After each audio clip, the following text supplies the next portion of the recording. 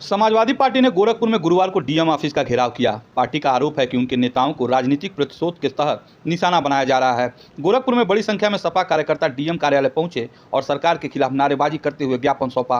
प्रदर्शन की अगुवाई कर रहे सपा जिला पदाधिकारियों ने कहा कि सरकार लोकतांत्रिक आवाजों को दबाना चाहती है।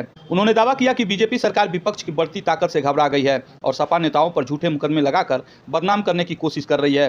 हाल ही में सपा प्रमुख अखिलेश यादव की एक तस्वीर सोशल मीडिया पर वायरल हुई, जिसमें वे डॉक्टर भीमराव अंबेडकर की प्रतिमा के सामने बैठे दिखाई दे रहे हैं। इस तस्वीर को लेकर बीजेपी नेताओं ने समाजवादी पार्टी पर अंबेडकर के विचारों का अपमान करने का आरोप लगाया। इसके जवाब में सपा ने कहा कि बीजेपी बाबा साहब के नाम का इस्तेमाल केवल राजनीतिक लाभ के लिए कर रही है, जबकि सपा असल में उनके विचारों को मानती है और लागू भी करती है। इस मुद्दे के बाद बीजेपी नेताओं ने प्रदेश के कई जिलों में विरोध दर्ज कराया, जिसके जवाब में अब समाजवादी पार्टी ने राज्य भर में प्रदर्शन कर सरकार की मंशा पर सवाल उठाए हैं। गोरखपुर में हुए प्रदर्शन में शहर और ग्रामीण इलाकों से सपा कार्यकर्ता बड़ी संख्या में पहुंचे। कार्यकर्ताओं ने कहा कि वे पार्टी के नेताओं के साथ हैं और सरकार की दमनकारी नीतियों का पुरजोर विरोध करते हैं। ज्ञापन में पार्टी ने मांग की है कि विपक्षी नेताओं पर लगाए गए बेबुनियाद मुकदमे वापस लिए जाएं और लोकतांत्रिक प्रक्रियाओं का सम्मान किया जाए। वहीं बीजेपी नेताओं का कहना है कि समाजवादी पार्टी सिर्फ राजनीतिक ड्रामा कर रही है और डॉक्टर अंबेडकर की विचारधारा का उपयोग केवल दिखावे के लिए करती है। बीजेपी ने सपा पर अराजकता फैलाने और जनता को गुमराह करने का भी आरोप लगाया है। राजनीतिक विश्लेषकों का मानना है कि चुनावी माहौल में दोनों दलों के बीच टकराव और बढ़ेगा। एक तरफ सपा अपने नेताओं के समर्थन में सड़कों पर है, तो दूसरी ओर बीजेपी भी जवाबी रणनीति के तहत अपने कैडर को सक्रिय कर रही है। ऐसे में आने वाले दिनों में प्रदेश की राजनीति और गरमाने के आसार हैं। कि समाजवादी पार्टी के माननीय सांसद रामजीलाल सुमन द्वारा संसद में मेवाड़ के राजपूत शासक राणा सांगा के बारे में की गई टिप्पणी को लेकर करणी सेना एवं राजपूतों के अन्य संगठन के लोग घोर भर्त्सना कर रहे हैं तथा स्तरहीन अराजक व्यवहार कर रहे हैं।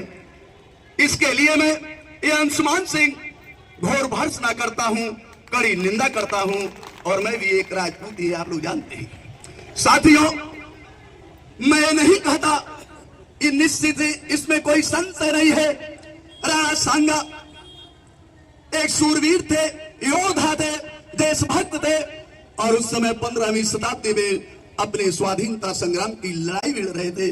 निश्चित तौर पर 15वीं शताब्दी के वो महानायक थे।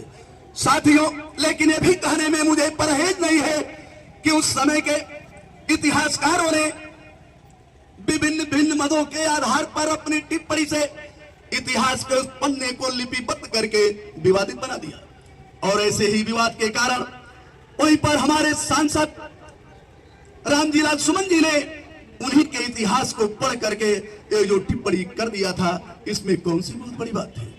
मैं अभी मान लेता हूं कि उनकी यह टिप्पणी सही ऐतिहासिक तथ्य के परे था, विपरीत था, तो क्या करणी सेना द्वारा जो यह उसका उग्र प्रदर्शन या विरोध किया जा रहा है, ये लोकतांत्रिक परंपरा के अनुरूप है। साथियों, जिस समय उन्होंने टिप्पणी किया था उसी समय संसद में बैठे हुए सैकड़ों सांसदों को जो अपने महापुरुषों का, इन महान भावों का जीवन गाथा पढ़ते हैं, उनको लोकतांत्रिक तरीके से उनका प्रतिकार करना था, उनके टिप्पणी का, लेकिन नहीं किए। और निश्चित तौर पर जहां तक मुझे जानकारी है कि विश्व के सबसे बड़े लोकतांत्रिक देश के लोकतंत्र की यही खूबसूरती भी थी, लेकिन ऐसा नहीं हो पाया। लेकिन साथियों, आपको मालूम होगा कि उसी दिन करणी सेना के कुछ अराजक तत्वों ने जाकर आगरा में हमारे सांसद जी के निवास स्थान पर उन्होंने हमला किया, उनके दर्जनों गाड़ियों को तोड़ मरोड़ डाला। क्या यही लोकतंत्र है?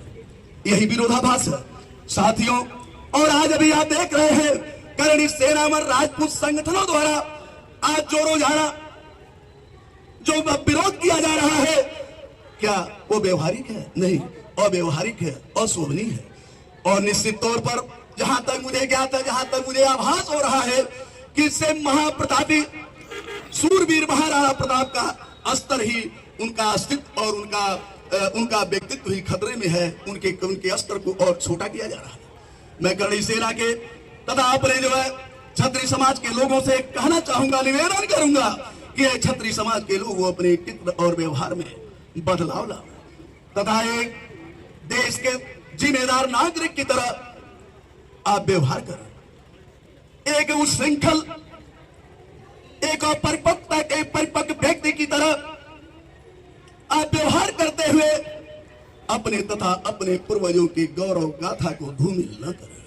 यह मैं करणी सेना से कहना चाहूंगा। और आज मैं अभी कहकर जा रहा हूं कि जिसने कुर्बानी दी है, इतिहास में उन्हीं का बना है। इतिहास के पन्नों पर सदैव उन्हीं का नाम लिखा जाता रहा।